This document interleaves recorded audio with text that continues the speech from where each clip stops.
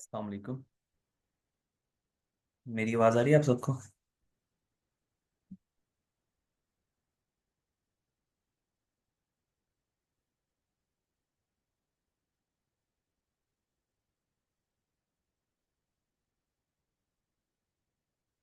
अगर मेरी आवाज़ आ रही है तो चैट बॉक्स में रिस्पॉन्ड करें।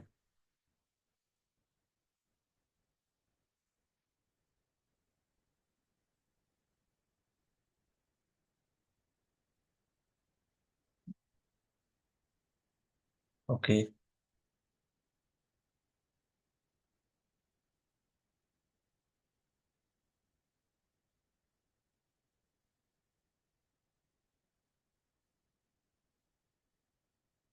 ठीक है, फिर हम अपनी ओरिएंटेशन को स्टार्ट करते हैं।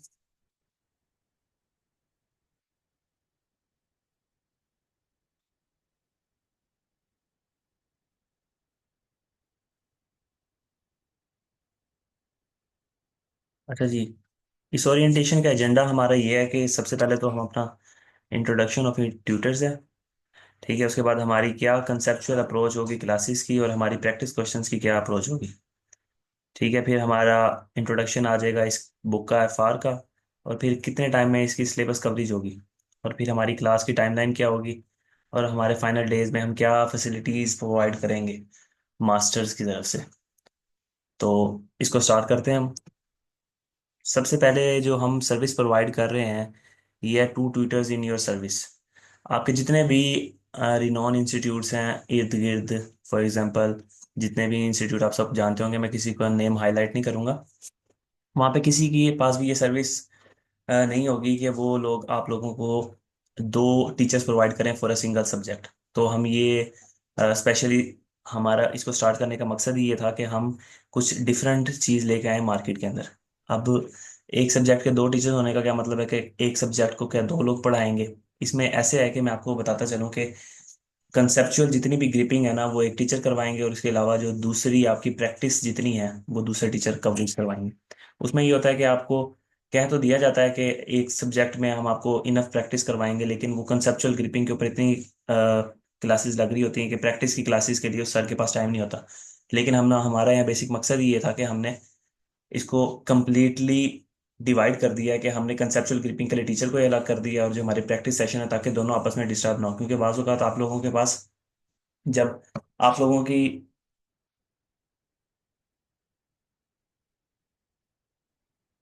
जी सॉरी। अच्छा, बाज़ औक़ात ऐसा होता है कि आप लोगों के पास कंसेप्ट तो होते हैं लेकिन आपकी प्रैक्टिस इनफ नहीं होती कि आप उस चीज़ को टैकल कर सकें।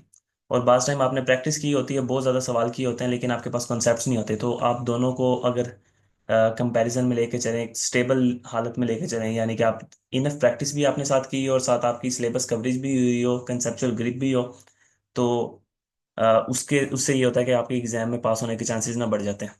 तो सिंपली हमने यहाँ पे ये एक नया, आप कह सकते हैं, थीम ईजाद किया है, इन्वेंट किया अपनी साइड से, कि हम टू ट्यूटर सर्विस प्रोवाइड कर रहे हैं एक सिंगल सब्जेक्ट के लिए, और ये हमारे जितने भी सब्जेक्ट्स होंगे एसीसी के उन सब के लिए यही रूल एप्लीकेबल होगा। अच्छा, अब हम इसमें हमारी टू क्लासेस होंगी, इसका क्या मतलब है। इसमें ऐसे है कि तो सबसे पहले मैं अपने बारे में थोड़ा सा आपको बता दूं कि मेरा नाम सर हमाद। कंसेप्चुअल कवरेज जो होगी वो मेरी तरफ से होगी। और इसके अलावा सर उसामा उनकी तरफ से सारी प्रैक्टिस सेशन की जितनी भी कवरेज होगी तमाम सब्जेक्ट्स की वो उनकी तरफ से हुआ करेगी। ठीक है, टू क्लासेस का मतलब ये है कि आपकी एक कंसेप्चुअल कवरेज की क्लास होगी जो आगे जाके मैं उसको डिस्कस भी करूंगा। उसमें आपकी तकरीबन टाइमिंग 1.5 घंटा होगी, 1.5 आवर्स। वो डेली बेसिस पे होगी। उसके अलावा आपका 1 आवर से 2 आवर तक आपकी डिपेंड करता है कि आपको कितनी प्रैक्टिस की ज़रूरत है। अगर लगेगा कि प्रैक्टिस की हमें ज़्यादा ज़रूरत है, स्टूडेंट्स की तरफ से फीडबैक कम आ रहा है, तो फिर हम उसको प्रैक्टिस को बढ़ा देंगे, इंक्रीज कर देंगे। तो हमारी तरफ से क्लास की टाइमिंग का कोई एक स्ट्रिक्ट रेगुलेटरी वो डिसीजन नहीं है कि 1 घंटा ही क्लास चलेगी या 1.5 घंटा चलेगी। तो हम उस चीज़ को क्लास को एक्सटेंड कर सकते हैं, 2 ढाई घंटे तक भी एक्सटेंड कर सकते हैं, प्रैक्टिस सेशन को भी हम एक्सटेंड कर सकते हैं, डिपेंडिंग हमारी तरफ से हमारे स्टूडेंट्स की तरफ से हमें कितना फीडबैक आ रहा है। अच्छा, हमारी क्लास की टाइमिंग्स, क्योंकि आजकल रमज़ान चल रहा है तो हमारी क्लास की टाइमिंग्स जो हैं हमने नमाज के बाद रखी हुई हैं। 9:30 से लेके 11 तक हमारी ये जो कंसेप्चुअल कवरेज हुआ करेगी। इसमें हम जितने भी कॉन्सेप्ट्स होंगे उनको कवर कर रहे होंगे, और जितने भी सवाल मैं करवाऊंगा उन सवाल के अंदर जितनी भी कम्प्लेक्सिटीज होंगी या उनके जितने भी केसेस होंगे उनको फर्दर इलेबोरेट करने के लिए एक प्रैक्टिस सेशन होगा जो 11 से 12 बजे तक होगा, क्योंकि मोस्टली रमज़ान की रातों में सब लोग जाग ही रहे होते हैं। और ये सब्जेक्ट टू चेंज है, मतलब कि अगर हमारे मेजोरिटी ऑफ द स्टूडेंट्स इसमें आर्ग्यू करेंगे कि हमें क्लास की टाइमिंग को चेंज कर देना चाहिए तो हम उसको चेंज कर देंगे, लेकिन उसमें यही है कि मेजोरिटी का ये डिसीजन होना चाहिए। बाकी क्लास की टाइमिंग तो इतनी मैटर नहीं करती, पढ़ना मैटर करता है। इस क्लास की मैं आपको साथ ही बताता चलूँ, रिकॉर्डिंग भी अवेलेबल होंगी, लेकिन उन स्टूडेंट्स को जो हमारे साथ इनरोल हुए होंगे। और इसके बाद हम थोड़ा सा जान लेते हैं कि एक्चुअली में फाइनेंशियल रिपोर्टिंग है क्या। अच्छा, ऐसे है कि मैं आपको सबसे पहले बताता हूँ कि फाइनेंशियल रिपोर्टिंग शुरू करने से पहले आईएएसबी क्या चीज़ है। आईएएसबी का मतलब है इंटरनेशनल अकाउंटिंग स्टैंडर्ड्स बोर्ड। मतलब कि जितने भी इंटरनेशनल अकाउंटिंग स्टैंडर्ड्स बने हुए हैं ना, वो किसी इदारे ने बैठ के बनाए होंगे, किसी बोर्ड ने बना के बैठ के बनाए होंगे। तो उस बोर्ड ने जो बनाए हैं उसको हम कहते हैं कि ये आईएसबी है। जैसे कि हमारा फॉर एग्जांपल आई कैप है, institute of chartered account of Pakistan. ठीक है, आप लोगों का एसीसीए है। ठीक है, इसके अलावा आईसीएडब्ल्यू है। ये सारे एक इदारे हैं जो कि रेगुलेटरी एंटिटीज हैं, रेगुलेटरी बॉडीज हैं, जो इन सारी चीज़ों को, आईएफआरएस को, इंटरनेशनल फाइनेंशियल रिपोर्टिंग स्टैंडर्ड्स को, जो हमारे एप्लीकेबल हैं उनको डील करती है। तो अब इसमें कुछ टर्मिनोलॉजीज हैं जो आप लोग बुक में देखोगे, जिनको मैं फर्दर बताता भी रहा करूंगा। उसमें सबसे पहले जो हमारे आईएएस हैं, इंटरनेशनल अकाउंटिंग स्टैंडर्ड्स। मतलब फॉर एग्जांपल आप लोगों के पास कोई प्रॉपर्टी प्लांट है, कोई आपके पास प्लांट पड़ा हुआ है, कोई आपके पास बिल्डिंग पड़ी हुई है, कोई आपके पास एनिमल्स हैं, और आप उनसे कोई बिजनेस कर रहे हैं, बिजनेस एक्टिविटी कर रहे हैं जिससे आप प्रॉफिट कमाना चाहते हैं। तो एक हर एक चीज के लिए एक स्टैंडर्ड बना हुआ है। तो वो स्टैंडर्ड पहले, आज से कुछ साल पहले, उनको इंटरनेशनल अकाउंटिंग स्टैंडर्ड्स के नाम से कहा जाता था, जाना जाता था। तो हर एक चीज के लिए एक अलग से स्टैंडर्ड होता था। इसकी मशहूर एग्जांपल आप लोगों ने पढ़ी होगी, IAS 16, जो property plant and equipment PPE है। लेकिन अब ये IAS को चेंज करके IFRS कर दिया गया है, इंटरनेशनल फाइनेंशियल रिपोर्टिंग स्टैंडर्ड, के आपने फाइनेंशियल रिपोर्टिंग कैसे करनी है, और यही हमारा सब्जेक्ट है कि फाइनेंशियल रिपोर्टिंग। तो कभी कभार ऐसा होता था कि एक आईएएस हर स्कोप को कवर नहीं कर होता था। फॉर एग्जांपल अगर कोई ऐसी चीज आ गई, कोई ऐसा मसला आ गया जिसका जवाब आईएएस के अंदर डायरेक्टली नहीं लिखा हुआ, तो फिर हम आईएएस भी को, हमसे मुराद ये कि हमारी जो फर्म्स होती हैं या अकाउंटेंट्स हैं वो जाके आईएएसबी को कंसल्ट करते हैं कि हमारे पास ऐसा मसला आ गया तो हमने उसको डील करना है। तो उसके लिए जो पहले कमेटी एक बनी होती थी, वो होती थी स्टैंडर्ड इंटरप्रिटेशन कमेटी। उसका काम ये होता था कि कोई भी ऐसा अगर मसला आ गया है जिसकी क्लियरेंस गाइडेंस हमारी इंटरनेशनल अकाउंटिंग स्टैंडर्ड्स के अंदर मौजूद नहीं है, तो SIC हमारे ये जो स्टैंडर्ड इंटरप्रिटेशन कमेटी है इसके ऊपर हमें गाइडेंस प्रोवाइड करती थी। एक छोटा सा हमें 3 4 5 10 20 सफ़ों का एक, जिसे कहते हैं, परफॉर्मा दे देती थी कि आपने इस मसले को इस तरीके से आइंदा डील करना है। और वो फिर उसको स्टैंडर्ड का पार्ट बना दिया जाता था कि आइंदा कभी भी ऐसा सा मसला है तो आपने उसको कैसे डील करना है। फिर अब इसका नाम चेंज करके उन्होंने रख दिया IFRIC, international financial reporting interpretation committee. तो काम और सब कुछ मकसद वही है, बस नाम पहले ये था, अब नाम उसका ये कर दिया गया है। पहले जो जो हमारी कमेटी थी उसका नाम ये था, अब उसका नाम ये कर दिया गया। तो ये फाइनेंशियल रिपोर्टिंग होती क्या है, ये हम वक्त के साथ साथ सीखते जाएंगे आगे जाके। हमने हर चीज़ के स्टैंडर्ड्स पढ़ने हैं। ठीक है, जैसे एक मिसाल दे देता हूँ यहाँ पे। स्टैंडर्ड से मुराद ये है कि हर चीज़ में जो हमारी स्टैंडर्ड बुक्स हैं उसमें गाइडेंस अवेलेबल होगी कि आपके पास अगर कोई जानवर आ जाता है, बायोलॉजिकल एसिड्स, तो आपने उनके ऊपर क्या डीलिंग करनी है। फॉर एग्जांपल आपके पास कोई प्रॉपर्टी प्लांट इक्विपमेंट आ जाता है तो आपने उसको कैसे डील करना है। ठीक है, आपके पास कोई इन्वेस्टमेंट प्रॉपर्टी आ जाती है, आपने प्रॉपर्टी रखी हुई है अपने पास रेंटल के लिए, कैपिटल अप्रिसिएशन के लिए, तो आपने उसको कैसे डील करना है, ये आगे जाके फर्दर हम इसको पढ़ेंगे भी सही। आपने दो कंपनीज को आपस में मिलाना है, फॉर एग्जांपल पेरेंट और सब्सिडीज, तो कंसोलिडेशन कैसे होती है। तो ये सारी गाइडेंस हमें कहाँ से मिलती है, सेट ऑफ प्रिंसिपल्स IFRS से। तो ये फाइनेंशियल रिपोर्टिंग का एक बेसिक ओवरऑल स्ट्रक्चर था कि कौन उसको कंट्रोल करता है, उसके अंदर क्या क्या होता है, और वो किन प्रिंसिपल्स से रेगुलेट हो रही होती है। अच्छा, थोड़ा सा हम FR का एग्जाम वॉक थ्रू कर लेते हैं। इसमें आपके पास ना 3 सेक्शंस होंगे।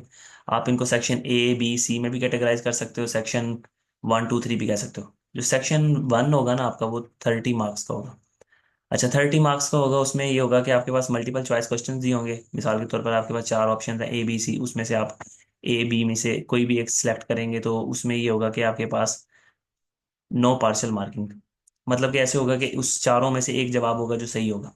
तो अगर आपने सही लगाया तो आपको 1 मार्क्स मिलेगा या 2 मार्क्स मिलेंगे, अगर आपने गलत लगाया तो आपको यहाँ पे कोई भी मार्क्स नहीं मिलेगा, यानी 0 मार्क्स मिलेंगे। फिर मल्टीपल रिस्पॉन्स क्वेश्चन भी हो सकते हैं। आप इनको OTs भी कहते हो, ऑब्जेक्टिव टेस्ट क्वेश्चंस। ठीक है, ये फर्दर अगर आपने समझना हो तो। तो मल्टीपल रिस्पॉन्स क्वेश्चन भी आ सकते हैं। मिसाल के तौर पर वो क्या कह सकता है कि चार ऑप्शंस हैं, इसमें से आप बताएं कौन से दो ऑप्शंस ठीक हैं, तो आप बता देंगे फॉर एग्जांपल ये पहले दो ऑप्शंस ठीक है। तो अगर आपका एक ऑप्शन ठीक है और दूसरा गलत है तो आपको फिर भी 0 मार्क्स मिलेंगे। ठीक है, तो मतलब आपको यहाँ कोई भी हाफ पार्शियल मार्किंग नहीं मिलेगी आपको, या तो फुल मार्क्स मिलेंगे या तो आपको 0 मार्क्स मिलेंगे। ठीक है, फिर मल्टीपल रिस्पॉन्स मैचिंग, आपके पास यहाँ पे चार ऑप्शन दिए गए हैं, यहाँ भी चार ऑप्शन दिए गए हैं। वो कहेंगे बताओ ये आपस में कौन से ऑप्शन हैं जो इंटरलिंक करते हैं, तो पहला दूसरे से, तीसरे चौथे से, मतलब जो भी लिंक करते होंगे आपने ऐसे उसको मल्टीपल रिस्पॉन्स बता देना। ठीक है, फिलिंग द ब्लैंक्स होंगे आपके पास, यानी कोई डायरेक्ट क्वेश्चन होंगे, आपको बताएंगे भाई पूरी एक स्टेटमेंट बना के दी जाएगी, फिर उसके बाद आपसे पूछेंगे कि बताएं इस सिनेरियो के अंदर क्या पॉसिबल आंसर बनता है, तो आप वहाँ पे न्यूमेरिकल नंबर लिख के बताएंगे कि इसमें आंसर फॉर एग्जांपल 226 बनता है नियरेस्ट डॉलर्स के हिसाब से, और जितना भी डिपेंड करता है क्वेश्चन के ऊपर। अगर हम सेक्शन 2 की तरफ जाएं तो उसके पास उसमें आपकी होगी ना 3 केस स्टडीज होंगी। उन 3 केस स्टडीज जो होंगी उसमें आपके पास 5 क्वेश्चन होंगे, और हर जो क्वेश्चन होगा ना वो आपका 2 मार्क्स का होगा। तो ये आपकी इस तरीके से 30 मार्क्स पूरे हो जाएंगे। ठीक है, उसमें भी पैटर्न ये सारा सेम रहेगा इसमें, कि आपके पास मल्टीपल चॉइस क्वेश्चंस आ सकते हैं, मल्टीपल रिस्पॉन्स क्वेश्चंस आ सकते हैं, और आपके पास मैचिंग क्वेश्चन और फिलिंग द ब्लैंक्स भी आ सकते हैं, और ये मैं भूल गया था ट्रू एंड फॉल्स भी आ सकता है। तो लेकिन इसमें ये होगा कि आपके पास पार्शियल मार्किंग एप्लीकेबल होगी। पार्शियल मार्किंग मतलब अगर आपका एक जवाब सही है और एक गलत है तो आपको वो 1 मार्क मिल जाएगा। इसके बाद अगर आपके हम पार्ट सी की तरफ देखें, तो पार्ट सी में ये होगा कि आपके पास दो फुल फ्लैज क्वेश्चन होंगे जो 20 मार्क्स के होंगे। लेकिन ये हो सकता है कि उनके 2 से 3 पार्ट हों, लेकिन ये नहीं हो सकता कि आपके 6 7 8 पार्ट्स हों। मैक्सिमम आपके 2 से 3 पार्ट हो सकते हैं। फॉर एग्जांपल इसमें जो मेजर एरिया जो है आपका IS 1 यानी फाइनल अकाउंट, आप लोगों को पता होगा शायद, तो आपकी की जो कंसोलिडेशन है उसमें से आ जाता है, जो आपकी इंटरप्रिटेशन है यानी रेशियोज है आपकी उसमें से आ जाता है। ठीक है, जो मेन पास स्टैंड से चलता आ रहा है ना उनका फेवरेट टॉपिक वो ये है। ठीक है, उसके अलावा कंसोलिडेशन में भी तकरीबन 25% चांसेस होते हैं, और IS 1 75% चांसेस। वो जब हम इनको डिटेल में कर रहे होंगे डिस्कस, तो फिर उसमें हम इसकी रेलिवेंट सिग्निफिकेंस को भी देखते जाएंगे। तो मेरा नहीं ख्याल कि हमें इस पे ज़्यादा फोकस करना चाहिए कि एग्जाम में क्या आना है, हमें इस पे ज़्यादा फोकस करना चाहिए कि हमारी प्रिपरेशन कितनी है, हमने इनफ प्रैक्टिस की हुई है कि नहीं की हुई। और वक्त के साथ साथ जैसे जैसे हम रेलिवेंट स्टैंडर्ड्स को पढ़ते जाएंगे तो हम इसको मज़ीद डिगिंग करते जाएंगे, मज़ीद हम इसके बारे में फर्दर एक्सप्लेनेशन मैं आपको देता रहूँगा। अच्छा, उसके बाद जो हम कवरेज करवाएंगे हमारी तरफ से, क्या कवरेज होगी मेरी तरफ से और सरसामा की तरफ से, वही होगी कि आपकी जो हम स्टडी टैक्स यूज़ करेंगे वो आपकी कैपलान की बुक होगी। ठीक है, इसके अलावा कोई आपकी जो BPP की किट होती है, ठीक है, उसके सारे MCQs वगैरह, उसके अलावा जो आपका एग्जाम पैक है, आपके कोई भी पास पेपर क्वेश्चंस हैं, और जो डिफरेंट एग्जामिन बॉडीज हैं जैसे ICAP है, ICAW है, उनके क्वेश्चंस आपके रेलिवेंट स्टैंडर्ड से, क्योंकि ये स्टैंडर्ड्स आपके लिए भी वही हैं और हमारे लिए भी वही हैं, CA वालों के लिए भी, ACCA वालों के लिए भी। और ये आपको भी पता होगा कि जो आपके IFRS हैं, मैं आपको बताता चलूँ, ये तकरीबन 168 कंट्रीज के अंदर एप्लीकेबल है। तो हमारे जितने भी कवरेज होगी वो इन सारे एरियाज पे होगी। हमारी तरफ से इंश्योर किया जाएगा कि हम मैक्सिमम प्रैक्टिस करवाएं। अच्छा, अब इसमें जितने भी इंपॉर्टेंट प्रैक्टिस क्वेश्चंस होंगे वो हमारी तरफ से होंगे। इसमें हमारा जो हमारी अप्रोच होगी वो, एक तो प्रैक्टिस सेशन तो हमारा चलेगा रोज का रोज। उसमें ये होगा कि आप लोगों को साथ के साथ होमवर्क दिया जाएगा, आपका एक वीकली टेस्ट लाजमी कंडक्ट किया जाएगा। ठीक है, वो उस टॉपिक से रिलेटेड होगा। मजीद ये हुआ करेगा कि एक वीक, फॉर एग्जांपल एक वीक में आपने एक टॉपिक पढ़ा है, मैं जैसे एग्जांपल ले लेता हूँ IFRS 15 है, तो जब हमने नेक्स्ट वीक में अगर कोई सेकंड वीक के अंदर कोई टॉपिक कवर किया है, मिसाल के तौर पर मैं उसको कह देता हूँ IS 16 है, तो जब आप थर्ड वीक में होंगे या सेकंड वीक में होंगे तो ये दोनों टेस्ट हो रहे होंगे, जब आप थर्ड वीक में होंगे तो उसके साथ मिला के पीछे से सारे टेस्ट हो रहे होंगे। तो इस तरीके से आपका कोई भी स्टैंडर्ड ऐसा नहीं होगा जिसको एक बार करवा दिया जाए तो वो छूट जाएगा, फिर वो हमेशा जब तक आपकी बुक 100% कवर नहीं होती वो आपके साथ मिक्स होके आता रहेगा। तो हमारी तरफ से जो 100% जो है ना कवरेज उसको इंश्योर किया जाएगा। बाकी हम आगे मूव करते हैं। टाइमलाइन, ये हमारी जो सिलेबस है ना हम इसको स्टार्ट कर रहे हैं हमारे अपने कोर्स को, FR को 12 मार्च से। इसमें 3 हॉलीडेज एक्सपेक्टेड हैं जो कि ईद के होंगे, और हमारी तरफ से सिर्फ वो ईद के हॉलीडेज आपको दिए जाएंगे।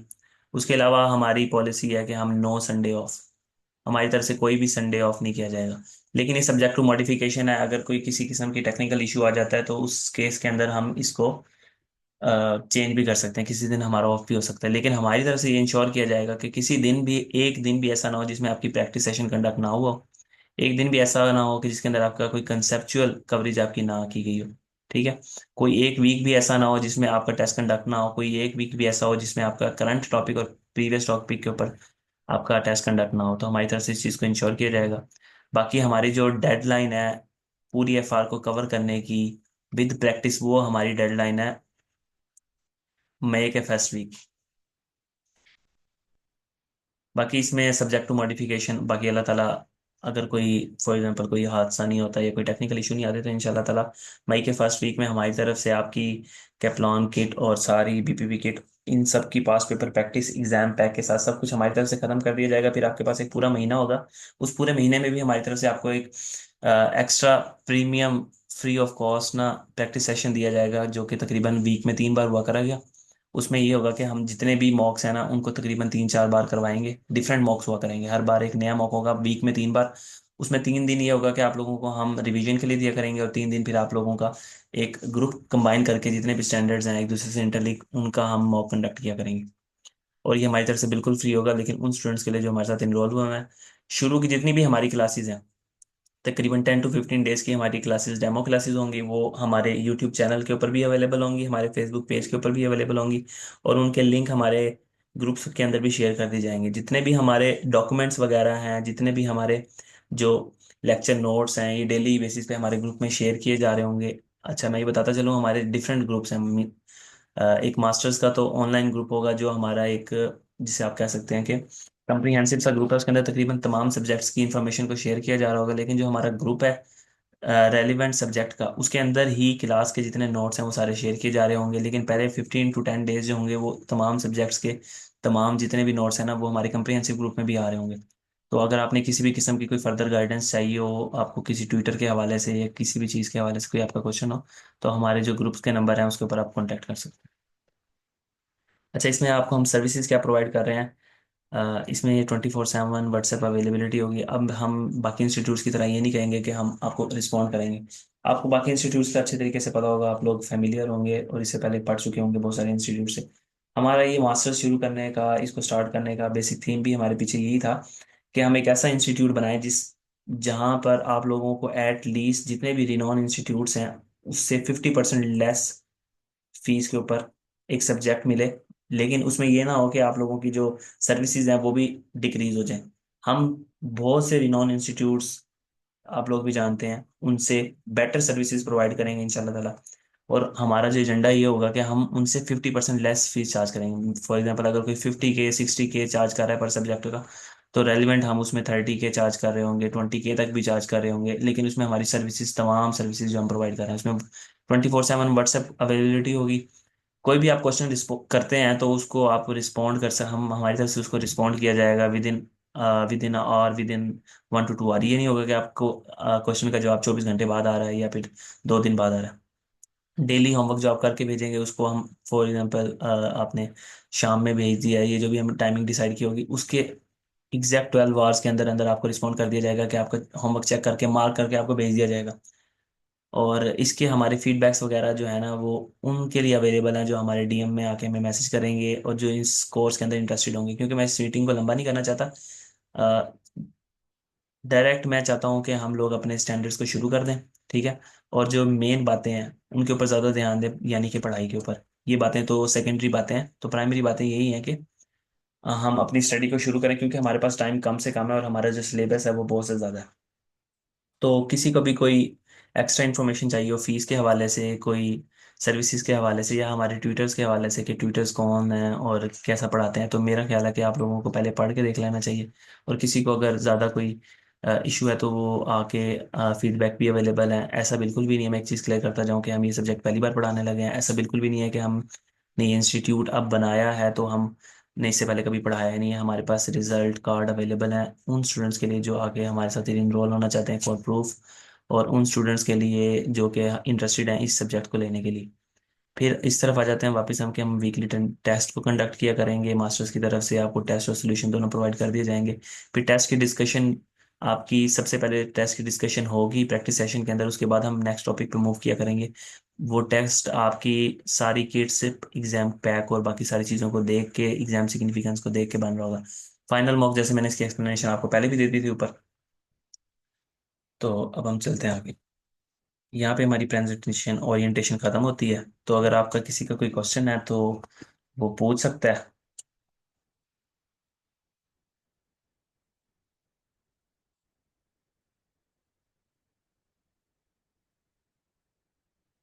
किसी का भी कोई क्वेश्चन है तो वो पूछ सकता है।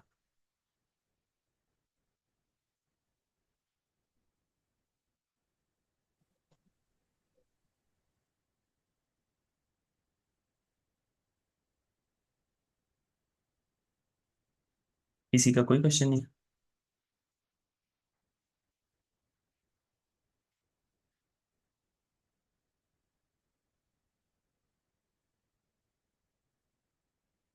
आप लोगों का सिलेबस बहुत ज़्यादा है तो संडे ऑफ नहीं किया जा सकता। हाँ, ये हो सकता है कि शायद एक आध संडे हम ऑफ करते हैं।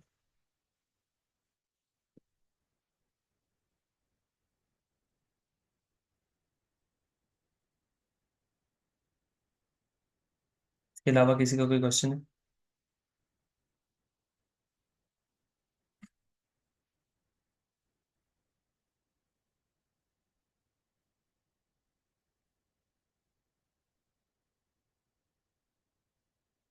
चलिए, अब किसी का क्वेश्चन नहीं है तो मैं ना बाकायदा अपनी क्लास को ना स्टार्ट करता हूँ।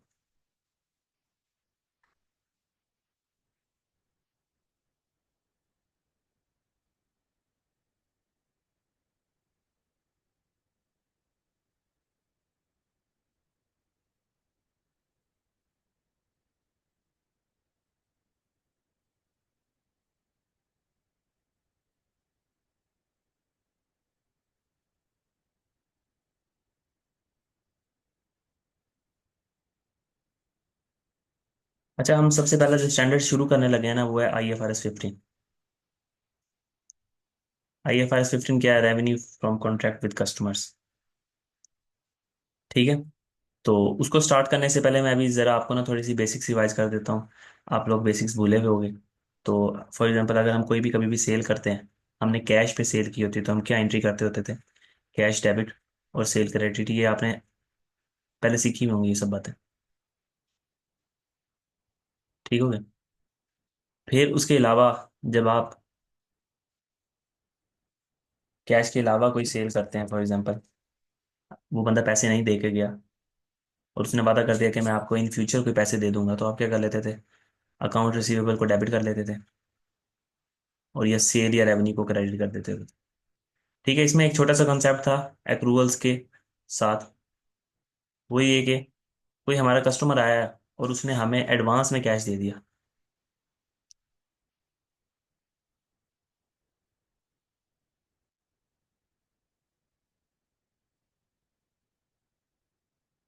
ये थोड़ी राइटिंग को माजरत दीजिएगा, ये आहिस्ता आहिस्ता वक्त के साथ बेहतर हो जाएगी।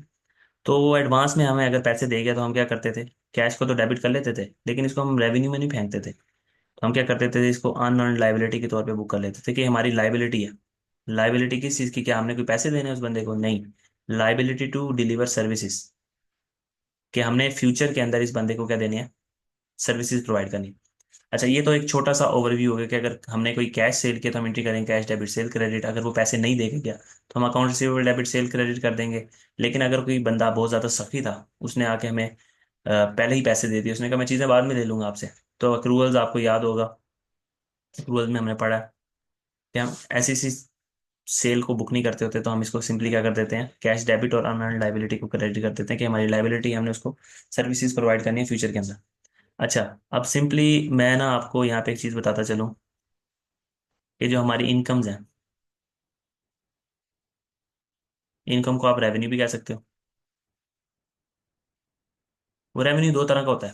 एक मेन कोर्स ऑफ बिजनेस से आ रहा होता है और एक other than main course of business. Main course of business से मुराद क्या है? फॉर एग्जांपल, आप कोई शू फैक्ट्री है, आप लोग शू बनाते हैं, मतलब कि कोई आप जूते बनाते हैं, कोई आप चमड़े का कारोबार करते हैं, उसमें आप डिफरेंट प्रोडक्ट्स, बेल्ट वगैरह बेचते हैं, आप पर्स वगैरह बेचते हैं, आप जैकेट्स वगैरह, लेदर जैकेट्स और शूज़ वगैरह बेचते हैं। तो आपका मेन कोर्स ऑफ बिजनेस क्या है? शूज़ बेचना। या फिर आप कह लो कि लेदर की जितनी भी प्रोडक्ट्स है ना, उसको बेचना। फॉर एग्जांपल आप मैन्युफैक्चर करके बेच रहे हो, आप बना के खुद चमड़ा मंगवाते हो और अपनी फैक्ट्री में बनाते हो, और डिफरेंट चीज़ें, बेल्ट हो गए, आपके शूज़ हो गए, आपके बैग हो गए, ये सब कुछ बना के फिर आप बेचते हो, तो आपका मेन कोर्स ऑफ बिजनेस हम क्या कहेंगे कि आप लेदर से बनी हुई चीज़ों को बेच रहे हो। तो शूज़ बेच के, बेल्ट बेच के, बैग बेच के, जैकेट्स वगैरह बेच के जितना भी आपके पास रेवेन्यू या पैसे आएंगे, हम उसको कहेंगे कि हमारे जो इनकम आ रही है, ये हमारी income from main course of business है। हमारा मेन कोर्स ऑफ बिजनेस क्या है? लेदर्स की चीज़ों को, लेदर की प्रोडक्ट्स को सेल आउट करना। तो वो इनकम हमारा, वो रेवेन्यू क्या होगा हमारा? From main course of business. अब हमारा लेदर की ही फैक्ट्री है और उसमें से हम बहुत सारे प्रोडक्ट्स बना के बेचते हैं, शूज़ हो गया, जैसे मैंने एग्जांपल दी। उसमें एक हमारे पास कार खड़ी है, ठीक है, व्हीकल जिसको आप कह सकते हो, जिसमें हमारी जो जैकेट्स हैं, हमारी प्रोडक्ट्स हैं, हमारा जो क्या नाम लेते हैं, चमड़े की जूते हैं, इसको हम प्रीमियम डब्बों में पैक करके हम अपने आउटलेट्स पे भेजते हैं। तो वो कार एक डेप्रिशिएट होती होती वो बिल्कुल अब खस्ता हालत में पहुंच गई, तो हमने ना उसको डिस्पोज कर दिया। वो जब हमने डिस्पोज किया ना, तो हम उसके ऊपर थोड़ा सा कोई गेन आ गया, ठीक है। तो वो जो हमें गेन आया, ये भी तो हमारी इनकम है। तो हम इस इनकम को क्या कहेंगे? ये एक ऐसी इनकम है जो हमारे other than main course of business से आई है। हमारा मेन कोर्स ऑफ बिजनेस क्या था कि हम लेदर की प्रोडक्ट्स बना के बेचते हैं। लेकिन अगर हमारी जो फैक्ट्री है, लेदर की फैक्ट्री है, उसमें हमने कोई कार डिस्पोज ऑफ कर दी, हमारे पास कोई कार खड़ी थी, वो हमने कार बेच दी और उसके ऊपर हमें कोई गेन आ गया, तो हम उसको क्या कहेंगे कि ये हमारा जो गेन है, ये इनकम है from other than main course of business, और हम इसको कहेंगे हमारी अदर इनकम है। तो ये हमारी अदर इनकम के तौर पर हम इसको ट्रीट करेंगे। मिसाल के तौर पर हमारी इसकी रेलिवेंट स्टैंडर्ड जो होगा, उस रेलिवेंट स्टैंडर्ड के अंदर देखेंगे। एग्जांपल मैंने दे दी, गेन ऑन डिस्पोजल IAS 16 में हम ट्रीट करेंगे इसको। जो भी IAS 16 में इसकी ट्रीटमेंट दी हुई होगी, हम IAS 16 जब कर रहे होंगे तो हम इसको फर्दर भी देख लेंगे। अच्छा, अब हम बात करते हैं ऐसी रेवेन्यू के ऊपर जो हमारा मेन कोर्स ऑफ बिजनेस से आ रहा है। तो इसके भी आगे दो पैटर्न है। सबसे पहला जो हमें टेस्ट लगाना वो ये है कि स्पेसिफिक स्टैंडर्ड गाइडेंस उसके ऊपर अवेलेबल है कि नहीं है। अगर हमें स्पेसिफिक स्टैंडर्ड गाइडेंस मिली हुई है, हमारे पास है, मिसाल के तौर पर हम कोई लीजिंग कंपनी है, हम लोगों को गाड़ियां रेंट पे देते हैं, हम लोगों को डिफरेंट प्रोडक्ट्स रेंट पे देते हैं और हम उनसे सूद खाते हैं, ठीक है, इंटरेस्ट इनकम खाते हैं। तो हम एक लीजिंग कंपनी है, उसके लिए एक रेलिवेंट स्टैंडर्ड हमारे IFRS ने दिया हुआ है, वो है IFRS 16 लीज। तो अगर हमने सबसे पहले अपने आप को आइडेंटिफाई करना है कि हमारा मेन कोर्स ऑफ बिजनेस क्या है। Main course of business identify कर लिया कि हम लीजिंग कंपनी है, हम कोई इंश्योरेंस कंपनी है, या हमने इन्वेस्टमेंट प्रॉपर्टीज अपने पास रखी हुई है। ये आइडेंटिफाई करने के बाद हमने स्टैंडर्ड से पूछना है कि स्टैंडर्ड क्या, हमारे पास कोई ऐसा स्टैंडर्ड अवेलेबल है इस बिजनेस से रिलेटेड। तो स्टैंडर्ड का जवाब आएगा यस, मैं एक ऐसा स्टैंडर्ड अवेलेबल है IFRS 16 जो सिर्फ लीजिंग कंपनी पे अप्लाई होता है। तो हम सबसे पहले उस रेवेन्यू को कहाँ पे कैटेगराइज कर देंगे? IFRS 16 में। IFRS 16 में जो भी उसकी हमारी ट्रीटमेंट दी होगी, हम उसको उसके अकॉर्डिंगली ट्रीट करेंगे। हम अपने आप से पूछेंगे कि हम इंश्योरेंस कंपनी, हम लोगों को इंश्योरेंस सर्विसेज प्रोवाइड करते हैं और हमें जो रेवेन्यू आता है ना, वो हमारा मेन कोर्स ऑफ बिजनेस है इंश्योरेंस सर्विस प्रोवाइड करना, और उससे जो हमें रेवेन्यू आता है, उस रेवेन्यू के लिए क्या स्टैंडर्ड तुम्हारे पास कोई गाइडेंस अवेलेबल है? तो स्टैंडर्ड कहेगा हाँ, उसके लिए IFRS 17 अवेलेबल है। तो हम IFRS 17 में उसको सबसे पहले डील करेंगे। फिर उसके बाद इसी तरीके से इन्वेस्टमेंट प्रॉपर्टीज हमने अपने पास रखी हुई है रेंटल लेने के लिए, रेंटल इनकम कमाने के लिए, ठीक है, या हमने कैपिटल एप्रिसिएशन के लिए रखी हुई है। तो हम जाएंगे स्टैंडर्ड को कहेंगे हमारा मेन कोर्स ऑफ बिजनेस क्या है, कि हमने रेंटल प्रॉपर्टीज रखी हुई हैं रेंटल इनकम कमाने के लिए, कैपिटल एप्रिसिएशन कमाने के लिए। इनको मैं फर्दर एलेबोरेट भी करूंगा। इनमें से दो आपके सिलेबस में है, IFRS 16, और इन्वेस्टमेंट प्रॉपर्टी आपके सिलेबस में नहीं है। तो स्टैंडर्ड कहेगा कि जी एक इसके लिए अलहदा से IS 40 एक आपके पास स्टैंडर्ड अवेलेबल है, तो उसका रेवेन्यू IS 40 के अंदर डील होगा। लेकिन इसके अलावा जितने भी आपके रेवेन्यूज होंगे, फॉर एग्जांपल आपने कोई रेवेन्यू है, आपने किसी कॉन्ट्रैक्ट किया है किसी कस्टमर के साथ कि मैं आपको इतनी चीजें प्रोवाइड करूंगा, वो या ना IFRS 16 में आ रहा है, ना वो IFRS 17 में आ रहा है, ना इन्वेस्टमेंट प्रॉपर्टीज में आ रहा है, और कोई और स्टैंडर्ड गाइडेंस उसके ऊपर अवेलेबल नहीं है, तो हम उसको IFRS 15 के अंदर डील करेंगे। यानी कि हमारे पास इस यहाँ पे रूल ऑफ थंब ये है कि सबसे पहले हम देखेंगे हमारा मेन कोर्स ऑफ बिजनेस क्या है, फिर मेन कोर्स ऑफ बिजनेस में हमारे पास क्या IFRS की तरफ से कोई स्टैंडर्ड अवेलेबल है, कोई अलग से स्टैंडर्ड इसके ऊपर है, फॉर एग्जांपल IFRS लीज के ऊपर कोई स्टैंडर्ड है, अगर तो जवाब आएगा यस, तो हम उसको उस स्टैंडर्ड में जाके डील करेंगे। लेकिन ऐसा कोई रेवेन्यू जो उस स्टैंडर्ड के लिए, जिसके लिए हमारे पास स्पेसिफिक स्टैंडर्ड गाइडेंस अवेलेबल नहीं है, तो हम उन रेवेन्यूज को कहाँ पे ट्रीट कर रहे होंगे? IFRS 15 के ऊपर। तो ये तो एक जनरल हमारी, जिसे आप कह सकते हैं क्विक रिकैप था, कि हमारी इनकम्स और बाकी सारी चीज़ें हम कैसे डील करते होते थे अकाउंटिंग के अंदर। ये बाकी सारी PDF मैं आपको ग्रुप में शेयर कर दूंगा। और आज की हमारी जो क्लास है ना, वो मैं उसको यहीं तक रखता हूँ कि IFRS 15 को हम कहाँ पे अप्लाई करेंगे, ठीक है। और हमारी एक्रूवल्स की थोड़ी सी रिवीजन कि हम कौन कौन सी चीज़ एक्रूवल्स की यहाँ पे पढ़ रहे होंगे। ठीक है, IFRS 15 में फिर एक बार छोटा सा क्विक रिकैप दे देता हूँ कि हमारा मेन कोर्स ऑफ बिजनेस क्या है, other than main course of business उससे आने वाली तमाम जितनी भी इनकम होंगी वो हमारी अदर इनकम्स होंगी। ठीक है, और उनको हम उनके रेलिवेंट स्टैंडर्ड में डील कर रहे होंगे। ठीक है, हम उनको रेवेन्यू के अंदर नहीं लिखेंगे, जैसे हमारा P&L बन रहा होता है उसके अंदर आ रहा होता है यहाँ पे सेल्स। तो सेल्स के अंदर वही इनकम्स आ रही होंगी जो हमारी मेन कोर्स ऑफ बिजनेस से आ रही होंगी, और सेल्स से नीचे जाके यहाँ अदर इनकम्स ऐड हो रही होती हैं, तो अदर इनकम्स ये वाली अदर इनकम यहाँ पे ऐड हो जाती है आके। तो स्पेसिफिक पहला टेस्ट ये लगाना है कि पहले स्पेसिफिक स्टैंडर्ड गाइडेंस अवेलेबल है कि नहीं है, और उसके बाद अगर नहीं है तो फिर हमने उसको IFRS 15 में डील करना है।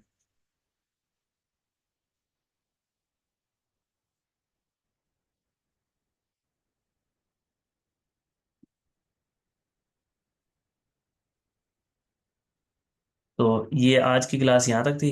अगर अब आप लोगों का कोई क्वेश्चन है इससे रिलेटेड तो आप पूछ सकते हो।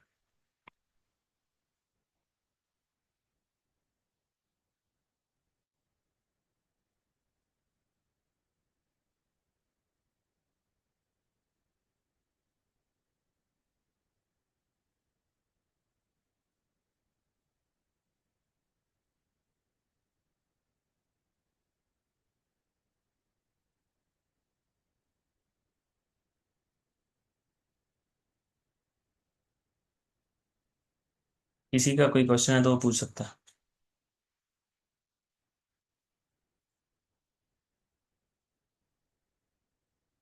ठीक है, फिर आज की क्लास हमारी यहाँ तक थी, हम इस क्लास को ख़त्म करते हैं। कल से हम प्रॉपरली IFRS 15 को उसकी कंसेप्चुअल ग्रिपिंग कर रहे होंगे, जो भी इसके अंदर हमारे पास ग्रेड्स वगैरह हैं जिसको हमने डिस्कस करना है। ये आज की बेसिक क्लास आपकी ओरिएंटेशन की थी जिसमें हमने थोड़ा सा मास्टर्स के बारे में इंफॉर्मेशन दी है, और इसके अलावा हमारा IFRS 15 में क्या क्या चीज़ें डील होती हैं और इसको हम कैसे फर्दर एक्सप्लेन करेंगे ये हम कल की क्लासेस में देखेंगे। आज हमने थोड़ा सा ओवरव्यू ले लिया कि हमारी incomes ordinary course of business से कैसे आती है, non ordinary course of business से कैसे आती है, IFRS 15 में कौन से कॉन्ट्रैक्ट्स आ रहे होते हैं और हम उनको किस तरीके से डील करेंगे, ये फर्दर हम कल की क्लासेस में देखेंगे।